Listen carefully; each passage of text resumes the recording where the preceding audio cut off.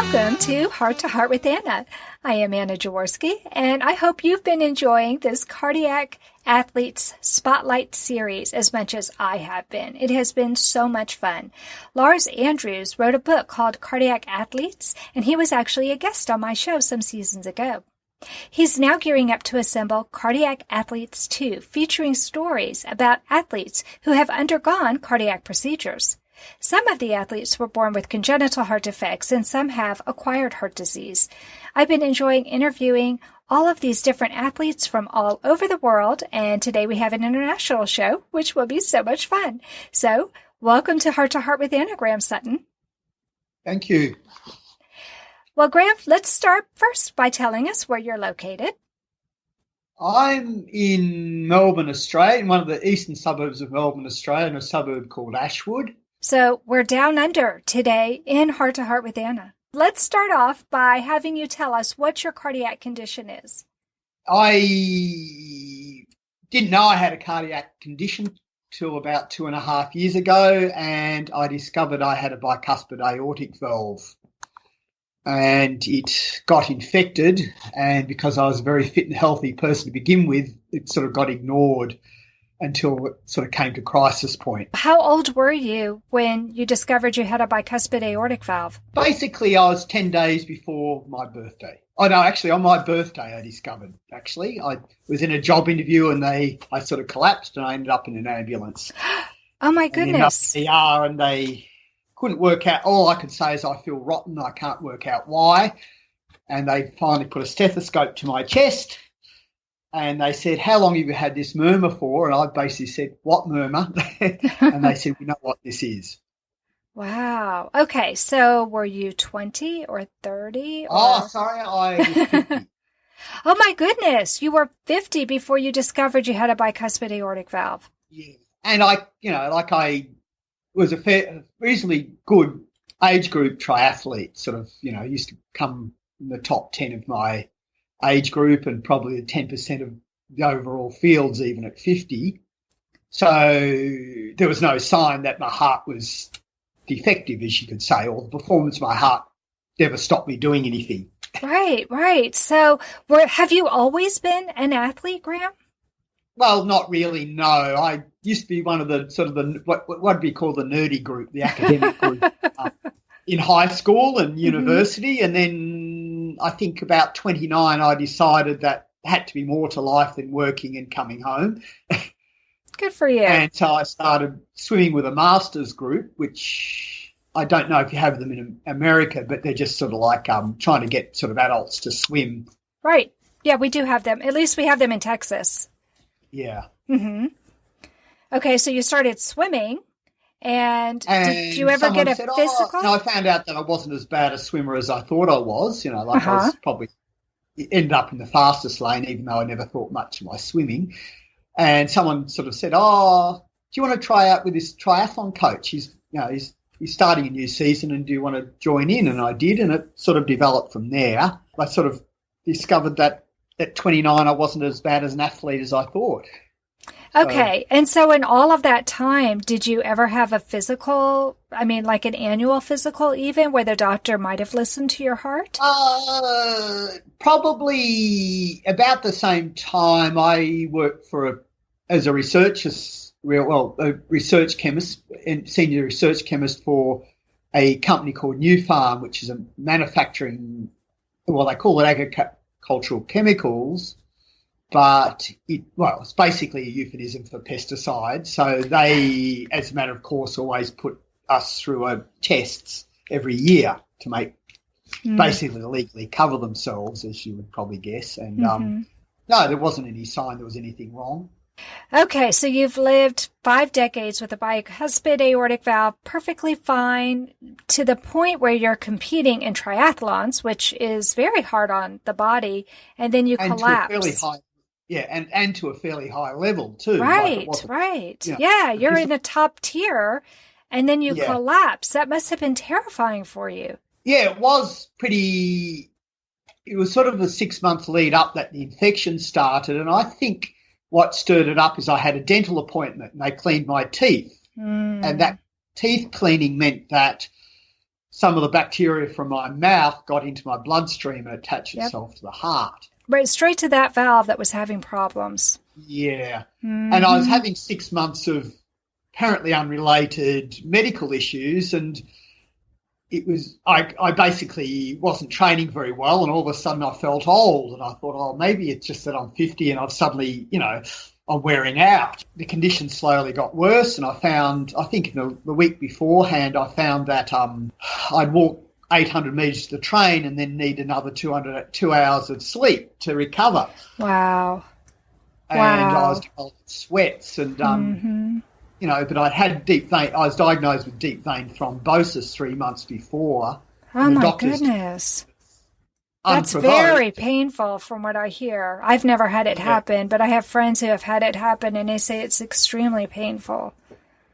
But anyway, the doctor just listed it as unprovoked and didn't investigate it. And it wasn't until the hospital they said, oh, it was probably the bacterial colony on your valve snapping off. Oh, wow. And they said, you were lucky you didn't have a stroke. Yeah, you were lucky you didn't have a stroke. So I imagine they hospitalized you and started giving you massive antibiotics. Oh, yes. They pumped me full of IV antibiotics, and they did a TOE, or I think you call it a T in the US, which is a transesophageal cardiogram. Yeah, echocardiogram. And this huge, the length of the growth was as long as the diameter of the valve. Oh, my gosh. And it got passed to the cardiology department, and I've never seen a cardio-surgeon panic, you know what I mean? But he came down and says, you need to be on the table tomorrow. You're an extreme stroke risk. This has to be fixed. Yeah, And that basically didn't happen the next day because it was a Saturday, but by Wednesday that day they actually formed a proper conference, and they operated on me and replaced the valve and cut out the infection and probably other things that I don't really need to know. Better off not knowing too much what goes on, do you know what I mean? So. Wow. Now, were they able to do this transcatheter, or was this an open heart procedure? No, they had to cut me open. Oh, my goodness. That must have been terrifying for you. I didn't, honestly, my basic reaction is I don't want them to operate, but sure, rationally, there wasn't a choice. Right. And because it happened over 2 or 3 days, there wasn't any real time to panic about it or develop thoughts that would make you panic or anxious. Do you know what I mean? Like, no, I don't know, honey, because I think I'd have been in panic mode. And it was, I think, because I was sort of sick, extremely sick, and been sick for a long time, I sort of felt relief that they'd found something. Right. And secondly, hospital staff was saying, oh, you've got endocarditis. Mm-hmm. We just got to give you antibiotics, and this is the treatment we've got to give you. So it was all very impersonal. There was no sort of nobody else seemed really upset about it because they'd seen it before. The staff were just sort of ho-hum, Heart to Heart with Anna is a presentation of Hearts Unite the Globe and is part of the Hug Podcast Network. Hearts Unite the Globe is a non-profit organization devoted to providing resources to the congenital heart defect community to uplift, empower, and enrich the lives of our community members. If you would like access to free resources pertaining to the CHD community, please visit our website at www.congenital-heart-defects.com for information about CHD, the hospitals that treat children with CHD, summer camps for CHD survivors, and much, much more. You are listening to Heart with Anna. If you have a question or comment that you would like addressed on our show, please send an email to Anna Jaworski at anna@hearttoheartwithanna.com. That's anna@hearttoheartwithanna.com. Now, back to Heart with Anna. Okay, so you think you're getting antibiotics. You think that, okay, now finally they found it, and then they come back and say, well, we're going to have to cut you open. Yeah. Did you have family there to be there by your side while you were going through this? Well, my sister lives in the western suburbs of Melbourne, and I was hesitant to tell her that I was in hospital, but she was my medical emergency contact, so I felt I had to. Sure. And the reason why I was a bit nervous about telling her is that she was going through being treated for liver and intestinal cancer. Oh, my goodness. And so I thought, I don't want to trouble her, and, I just thought, stay away. If this is the infectious disease ward, you don't need to be here while you're on chemo, but she came anyway. Oh, what a sweet sister. Yeah. And my parents lived 2 hours from Melbourne in the inland. So longevity runs in your family if your parents are still alive and you're already in your 50s. Well, to be honest, Australia's healthcare system is fairly good. So you were in tip-top shape to go ahead and have this surgery. And then what happened after you had the surgery? Well, I was in hospital for 6 days. Mm-hmm. And, like one of my questions is, my life as a triathlete was over. Do you know what I mean? Because it's a big part of what you do is, like triathlon's a fairly dedicated thing, and I'd been doing it for 30 years, and it was a part of me, and I was thinking, oh, God, this is over. And I remember, I think one of the nurses came to me when I came out of anaesthesia and said, oh, you're a triathlete. I'm so proud of you. And I said, I think I was a triathlete. He said, what do you mean? And I said, well, when something like this happens, it sort of puts a dampener on things. He said, no, you'll be back to it. I love her. It'll take a while, but you can get back to it if you want to. This is only a blip. Okay. Well, good. That's the kind of person you needed to have talk to you after you came out from anesthesia. So tell me about your cardiac rehab. It was basically a walking program for 6 weeks. Mm-hmm. And to be quite honest, they wanted you to walk up and down the corridor in the week that you were in hospital. And I remember the next day in ICU, they woke me up and they helped me out of bed, insisted I got out of bed, which was a pretty cruel thing to do, a bit of tough love, I suppose you call it, and made me eat breakfast sitting up. And so they had me moving the next day, basically, and I was walking up the corridors, the hospital, as I felt like it. And then I got home, and they basically, the walking program detailed at least 15 minutes a day at the start. Mm-hmm. And that was rather slow. And some days 15 minutes walk was quite honestly enough. You know what I mean? Like you'd come home and for someone who'd done an Ironman 12 months before, you found 15-minute walk and then you felt like, oh, I just want to have a rest. You know what I mean? But by the end of 6 weeks, I think I was walking an hour twice a day and fairly briskly. Wow. And then in Australia, when you have open heart surgery, part of the program is they send you off what they call cardiac rehab, which is a physio and a nutritionist and so on at the local hospitals. But they basically guided me through and said, you can start riding a bike at about 6 weeks. You can start riding a bike now and just take things easy, and there's no restriction on the amount of time you do anymore, of exercise you do anymore. Just take it easy and just go easy is how you feel. At 6 weeks, the wound was healed enough, so I just used to go to the local pool, which is about 500 metres away, and I wasn't allowed to use my arms, so I used to basically just get in and kick. Right. For half an hour, 45 minutes, and just built. And more than anything else, because you're home, it's just good to get out. And, and if you just get out to a pool and people see you kicking, quite often they'll sort of nod to you or say hello, and you might just talk to them for 2 minutes. But it was better than being. You don't need to be cooped up. That's not good. It's not good for you mentally. And, even just doing things and giving you confidence, even though it's a little thing, it's not. Sure. Absolutely. And then I saw the cardiologist at the hospital at about 8 weeks, and I said, so can I if I just start putting 30-second jogs into my walks on the proviso that if something doesn't feel right, I'll stop doing and put aside for a few weeks. Is that okay with you? Because no one would tell me when I can start going running again. And she said, yeah, that's sensible.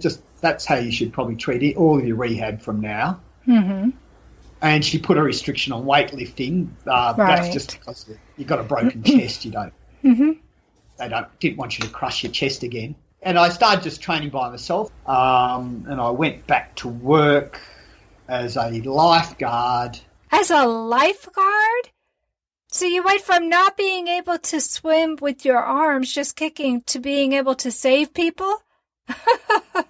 But by about probably 2 months, I was swimming for an hour, and I was given okay to swim with do freestyle and backstroke. That's impressive, Graeme. That's really impressive. Wow. It sounds like you went about it the best way you possibly could. You listened to your body. You listened to your doctors. You took it easy to begin with, and you built yourself back up. So have you gone back to do a triathlon?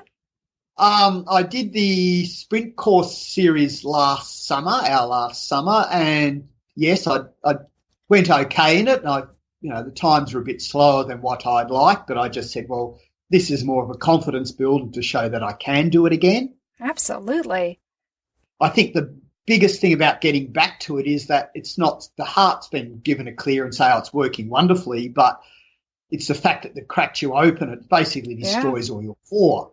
But I did it, and I did quite well. I was still coming. Mm-hmm. I think I was coming between the 10 to 20th between 10 and 20 in my age group for most of the season. Wow, that's amazing. And you had that deep vein thrombosis to deal with as well. And they had me on blood thinners anyway for the first 6 weeks, I think, or 8 weeks or something. So that helped with a deep vein thrombosis as well. So what kind of valve did you get? They put a porcine, a pig's valve in the end, I think because it just operates better. Mm-hmm. And I think it lasts longer because one of the issues about tissue valves, especially in the younger patients, is that it tends to scar up and calcify, and they have to replace it very quickly, whereas this one's meant to last. And it has to work hard because you're a hard-working man. Yeah, but I was worried about that, and I've been nervous about going up the high-intensity areas, even though there's no medical reason for me not to, but I have this vision of going up and causing my heart to explode. Do you know what I mean? Sort of, even though it's an irrational feeling, but yeah. Well, you lost the vision of the healthy Graeme that you had known for so long. Yeah. Yeah, and that's a hard thing to lose. And lack of fitness that I had, I just don't have the, like I train now. Mm-hmm. I'm doing a half Ironman in about a month's time, first one since surgery, and I think I can do all the physical stuff, and we'll wait and see what happens. So tell me what being a cardiac athlete means to you, Graeme. Well, for me, one of the things is that I won't let things stop me. It might be a stubbornness or resilience, but I just think, well, I'm not going to let this totally ruin my life or turn me into invalid. So keeping going, being an athlete, I just refuse to. If I give up, I'm going to become an invalid, and I don't want to be an invalid. Absolutely. That seems to be a very common theme. That's what a lot of you cardiac athletes say.